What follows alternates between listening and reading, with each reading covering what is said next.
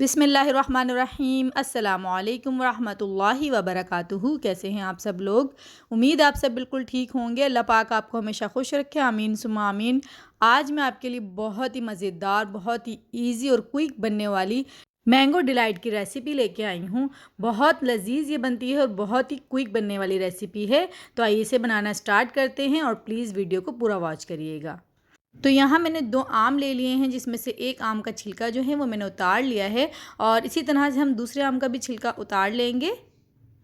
तो बहुत ही कम इंग्रेडिएंट्स में बहुत ही मज़ेदार ये डिज़र्ट तैयार होता है। आप इसे किसी पार्टी वगैरह में बना सकते हैं या फ़ौरन से अगर आपके घर कोई मेहमान आ गए तो आप क्विक से जाके इसे बना सकते हैं। बेहद आसान है ये और बहुत लजीज बनता है। तो यहाँ आप देख सकते हैं कि मैंने आम का पल्प निकाल लिया है और अच्छे से उसको मैंने मैश कर लिया है और उसकी एक प्यूरी सी बना ली है। अब यहाँ मैंने 1 कप ली है क्रीम और ये व्हिपिंग क्रीम है। तो बस इसको हम अच्छे से बीट कर लेंगे। तो ये क्रीम जो है इसमें चीनी की मिकदार पहले से मौजूद होती है और ये मीठी होती है। फिर भी हम इसमें 2 खाने के चम्मच शुगर और शामिल करेंगे। तो मैंने यहाँ पाउडर शुगर ली है 2 टेबल स्पून। अगर आप कम मीठा पसंद करते हैं तो आप 1 टेबल स्पून भी इसमें शामिल कर सकते हैं।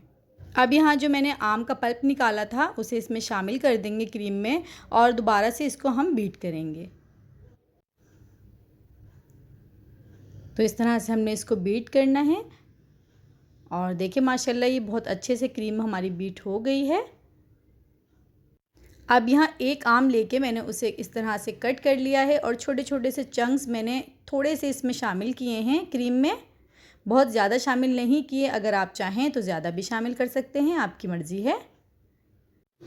अब यहाँ देखिए मैंने टी केक ले लिया है और इसको देखिए मैंने किस तरह से कट किया है और अब हम इसको इस ट्रे में लगा देंगे।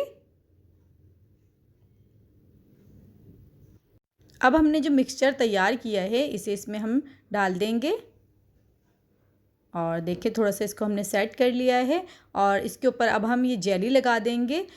तो मैंने यहाँ येलो कलर की जेली लेके उसे पका लिया था पहले ही और देखिए अच्छे से जमी हुई है।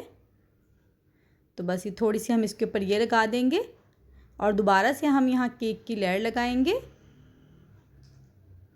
देखें अब बाकी का सारा जो मिक्सचर है वो भी हम इसके ऊपर डाल देंगे और इसको हम इस तरह से स्मूथ कर लेंगे, सेट कर लेंगे।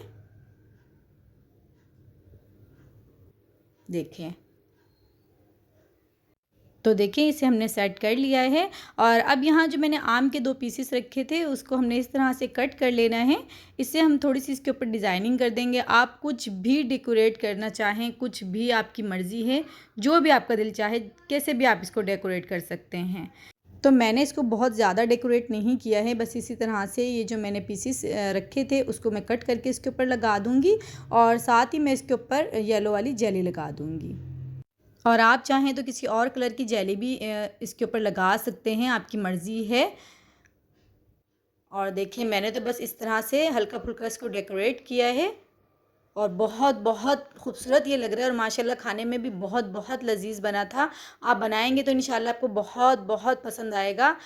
तो आप इसको बना के आधा घंटे के लिए ज़रूर फ्रिज में रखिएगा और क्योंकि ये ठंडा होने के बाद तो बहुत अच्छा लगेगा।